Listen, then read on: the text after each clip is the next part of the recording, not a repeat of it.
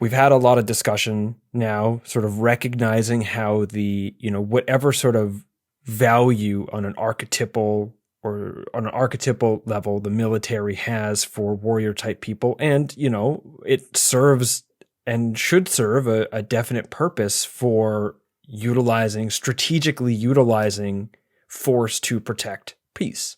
I can get behind that. I think that is why I'm not anti-military. I am anti-unnecessary wars in every possible way. I'm not anti-military. I'm anti, obviously, military expansionism, its destruction of environments. There's a lot of things about how the military is operating right now in the US in particular, that I'm extremely against, and a number of other places I'm against, but not the military as a thing, or the people within it as people caring for and attending to the larger potential purpose of that thing.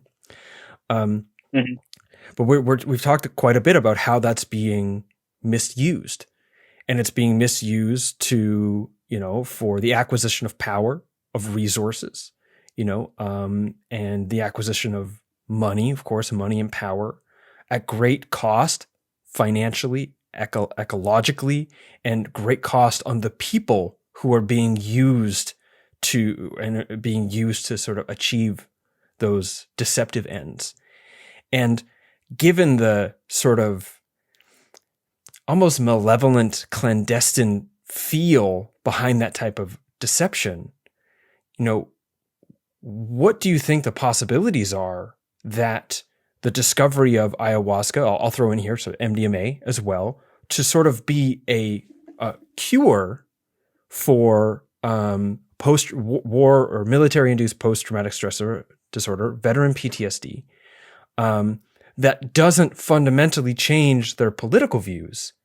So to justify, now if we can incorporate that, instead of turning down the war machine, we can keep ramping it up because now we can just fix our soldiers so that they're no longer an example by which we should probably stop doing the thing that we're doing.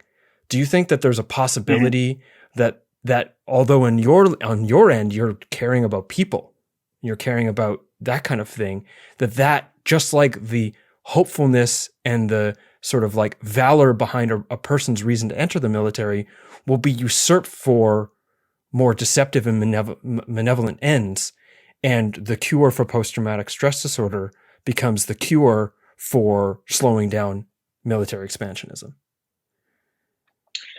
Yes, I've actually been posed this question before, and I think it is an interesting sort of concept and way to take it.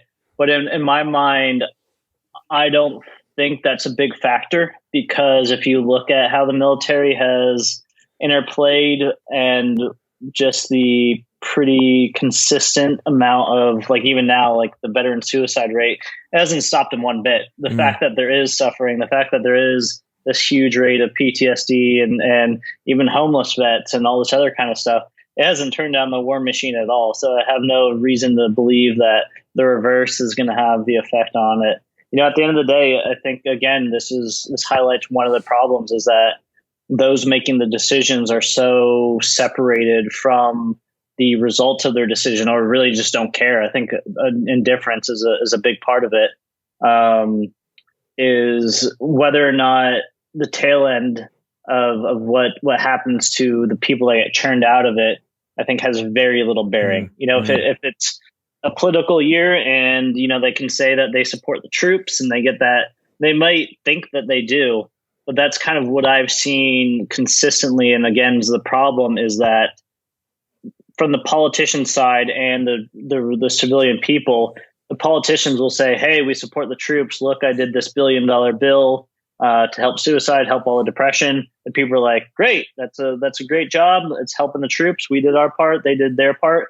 But then, like, where does $1 billion go? Is it actually having desired effects? Exactly. And at the end of the day, that's kind of the realm we're dealing with. Like, hey guys, like, I understand you're spending, like, the VA got $80 billion. And like I said, the suicide rate has only increased the past few years. So I don't know. I think the disconnect is kind of more of the issue. And I feel like in any case in the history, if you if you heal people and you give them a little bit different perspective in terms of what psychedelics can offer, I think it's only going to have a benefit. I don't think that there's going to necessarily, I don't see a lot of people taking this healing and this new purpose on life to come out the other end in this sort of context and be making the system worse. And the more we understand it, the more we can figure out, like you said, there are some bad personalities that come into play, but a lot of the people that I know, it gives them a new purpose on life. Like I said, you have this generational sort of stuff, so they might be more bonded to their family. And I don't know. I think on the local level, there's just a lot of good and a lot of beauty, and I can't necessarily see it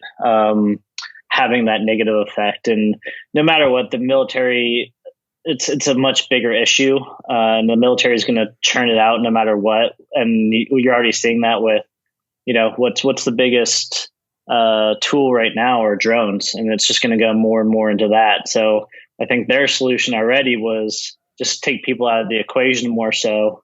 And, it's tricky, but I just, for whatever reason, and that no matter what, like, I have to do my duty and help guys that reach out to me. And I can't, if you showed me like this mathematical equation that did that, maybe it'd give me pause, but I can't turn down a person that's, looking to heal, looking to be helped.